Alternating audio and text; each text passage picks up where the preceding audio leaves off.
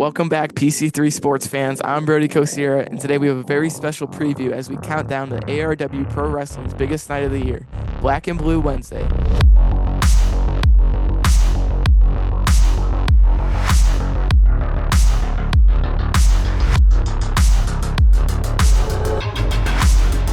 It's the third time these guys are going to be in the ring together, so we'll see if third time's is the charm for Donovan. Donovan, a bit of a squirrel, took his ball and went home, so I don't have a whole lot of time for quitters and shenanigans.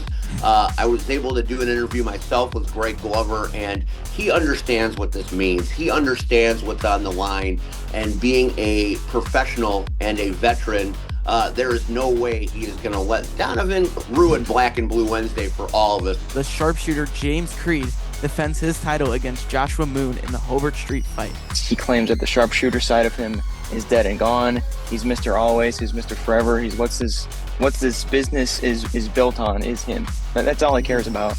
And his ego has gotten so big that he's attacking women. We've already seen him invade Creed's house, and I think that's only a start of what's going to come with the street fight coming up next week. I certainly think it is a very personal situation indeed. I am going to be keeping an eye on my broadcast colleague because as personal as it is for Creed and for Moon, it's incredibly personal for Josh here. He's got a lot of stake in that game, and I know he is very fond of Joja and did not enjoy what happened to her. The problem with a street fight is it's very unpredictable.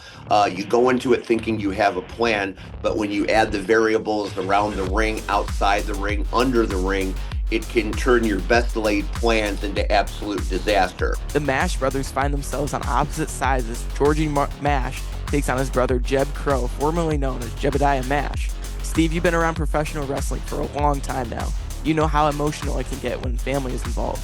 What do you think is going on with Jeb Crow, and what can we expect from this match? Well, you take into consideration that someone suddenly decided to become book smart and savvy in a relationship that was based on physical ground and pound and intimidation. So now you've added a psychological element here to an already personal family feud.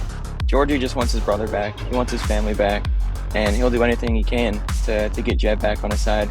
We'll see if it happens or if Jeb is going to start his path of destruction. Nick Diamond, who we are very familiar with here at PC3, going head-to-head with CMOS Dave.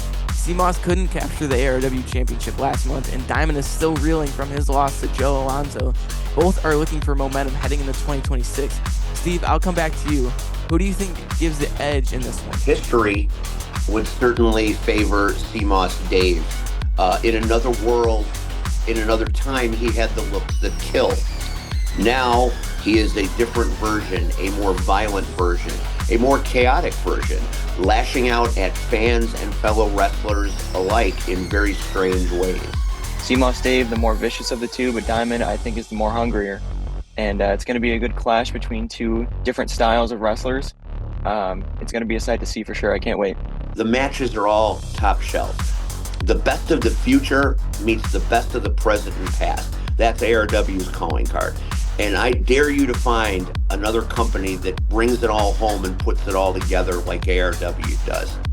Well, we can't wait for this Thanksgiving tradition, ARW's most anticipated show of the year. Fans, don't forget, tickets are only $15, and you can get them online or at the door next Wednesday, November 26th at the Hobar Senior Activity and Multi-Purpose Center, 705 East 4th Street in Hobart, right next to the famous Bricky Bowl.